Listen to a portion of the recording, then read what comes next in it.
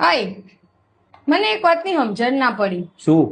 કે કાલે મારા પપ્પાને ઘેર આપણે નતા જ્યાં હા તો મારા પપ્પાને ત્રણ જમાઈ બરાબર હા. તો એમાં સૌથી વધારે જણ તમારું ચમ રાખવું કે જમાઈ આ ખો જમાઈ આ પીવો જમાઈ હોય બેહો અને પેલા બે જમાઈનું તો કોઈ પૂછતા જ નહીં એવું ચમ ઓમાં એવું હોય ને બકા કે આપડે હનો ધંધો હ? કરિયાણાની દુકાન હા તો મારું સૌથી હારામાં હારું ગ્રાહક કોણ?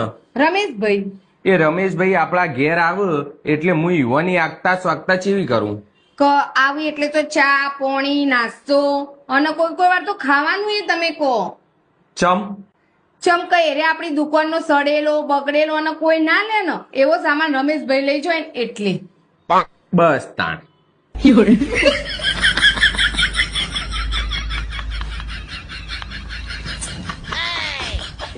प्यारी समझ गई